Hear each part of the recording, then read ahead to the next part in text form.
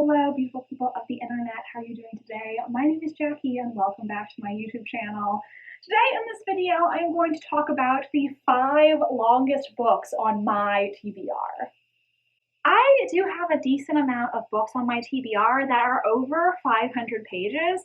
The thing is, I don't know about you, but for me, it's always hard to take the initiative and commit to starting a really long book. A lot of times they end up being worth it in the end, but just like, it's so hard to look at a 700-page behemoth and be like, yes, I am going to read that this month, when there's all these like 200, 300, 400-page books out there that you know you could read so much quicker. I just need someone to give me a kick in the pants to get me to start reading some of these long books.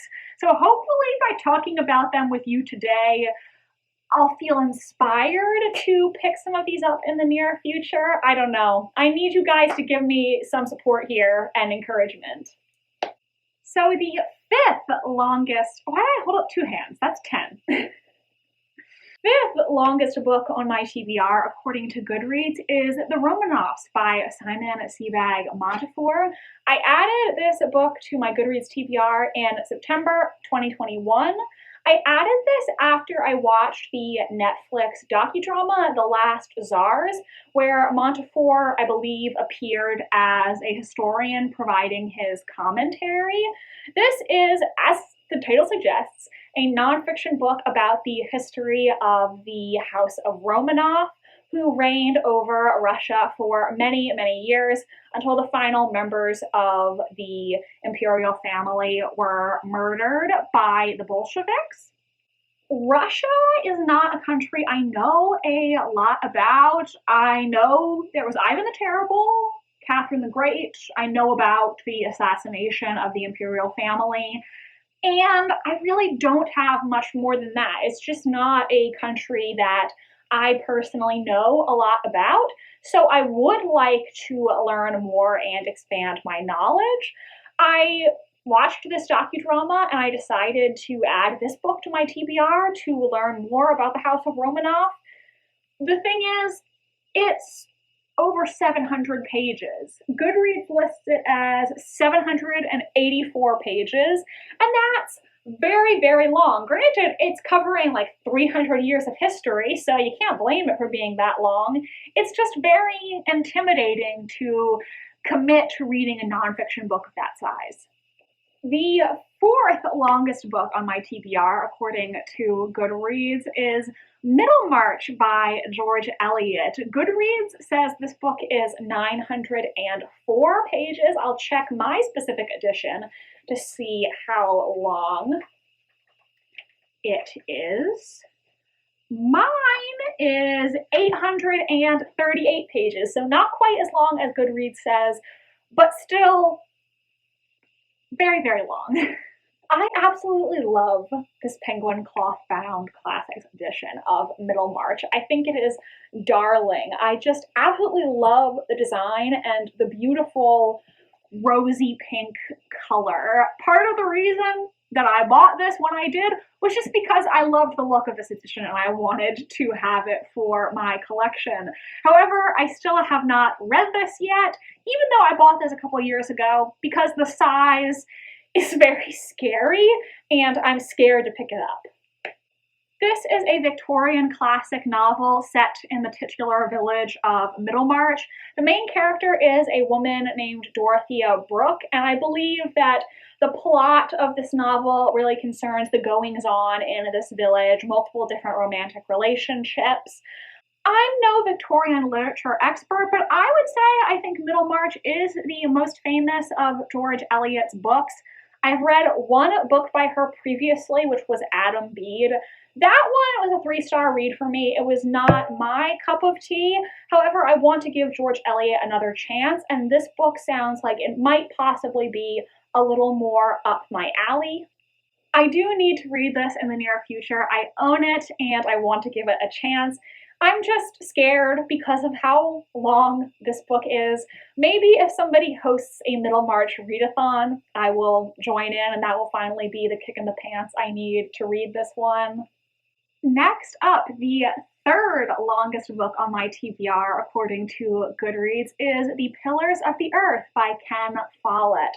This book is, according to Goodreads, 976 pages, so we're getting dangerously close to 1,000 here.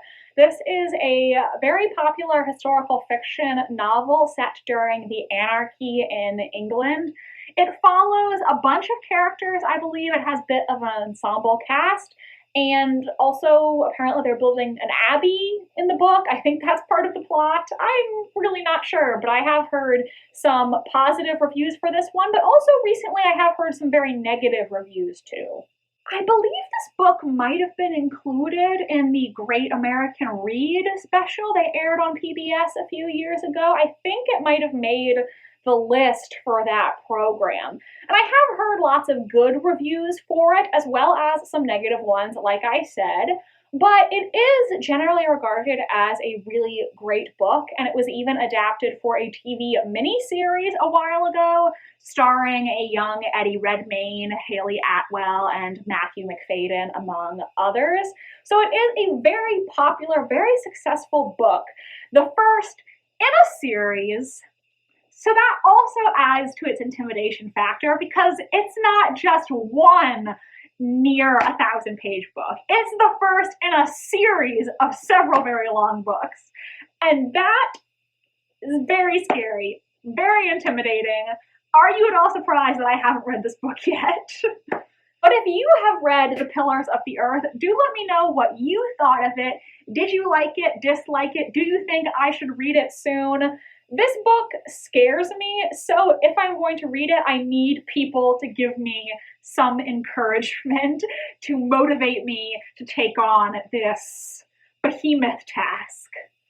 Then the second longest book on my TBR, according to Goodreads, is The Fiery Cross by Diana Gabaldon. This is part of the Outlander series. Goodreads lists this book as being 1,008 pages. My specific copy is 979, so it is slightly longer than The Pillars of the Earth, but not by much. This is the fifth book in the series and the next one that I have to read. I don't want to talk too much about what's going on in this book because it is the fifth in a series and I don't want to give too much away. But I will say the basic premise of this series is that it's a historical time travel romance series following the romantic relationship between a 20th century woman and a 18th century Scottish Highlander. The two of them meet and fall in love after she accidentally travels back in time. I started reading these books because I really enjoy the television series, and I like the books. They definitely do have some questionable aspects, and sometimes when I'm reading them, I do feel like they go on for a bit too long. So I do appreciate how the TV show somewhat streamlines some of the plots, but I do think the books are, all in all, really enjoyable. I think most of them have received 4 stars from me, so I do like reading them. They're just very intimidating because they are so long. I do need to get back into the series. The newest season of the TV show is scheduled to come out this June. There was a time when I thought that I could read up to the point where the show is. That didn't happen, not even close. Hopefully I will read this one soon though to gear up for the new season and get pumped. In the past, I have both read these books physically and also listened to some chapters on the audiobook just to break it up a little bit, and that has worked for me. I am not a huge audiobook person, but I have found that sometimes when I'm reading a 900-page tome, just being able to break up the monotony a little bit and have somebody else read the book to me is very effective. So I think I will probably try that again. And finally, the longest book on my Goodreads TBR. My copy clocks in at 1,234 pages. Are you ready? It's The Count of Monte Cristo by Alexandre Dumas. Oh, what can I say about The Count of Monte Cristo? I really want to read this book, but I'm terrified. I am terrified of this behemoth. It is huge. You could use it as a doorstop. If you hit somebody over the head hard enough with this book, you could probably kill them. It is massive. It is a weighty, weighty book. Very, very long, and I think I'm going to love it, but I'm scared. I'm just going to be honest. This book scares me. This book intimidates me. I want to read it, but I also don't because it's so long. This is a classic novel I've heard so many good things about. I've seen so many people give it 5-star reviews. The main character is a man named Edmond Dantes who is framed for a crime he did not commit. He eventually is able to escape prison, and using the false identity of the Count of Monte Cristo, he is going to get revenge against everyone who has wronged him. I love a good revenge story. I love this hyper-specific trope of a person taking on a false identity to get back at all of the people who ruined their life. Something about this trope just does it for me. I eat it up. So I really think I am going to enjoy this book. So many people on booktube give it 5 stars. I've seen people say that even though this book is really long, it goes by really fast because the plot is so engaging. And though that's all well and good, I am still scared to pick it up because this book is over 1,000 pages. It's the longest book on my TBR, and it's scary to commit myself to reading a book that long. I need you all to harass me, okay? Get in my YouTube comments and harass me, bully me into reading The Count of Monte Cristo, because I have wanted to read this for so long, and I haven't yet. I need you all to force me to read it. I was talking to my mom about this book recently, and she said she might read it with me this year if I would like. We'll see if that actually happens because my mom does not read as much as me, and she definitely doesn't read books of this size.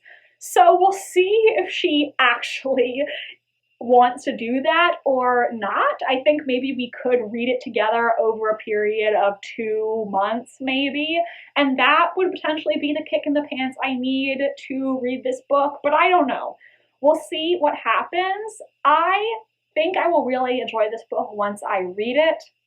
The question is just when am I going to find the inner strength to confront my fears and read The Count of Monte Cristo. So everybody, those are the 5 longest books on my Goodreads TBR. Which one of these books would you most like to see me read? Have you read any of them? Let me know what you thought of them in the comment section down below.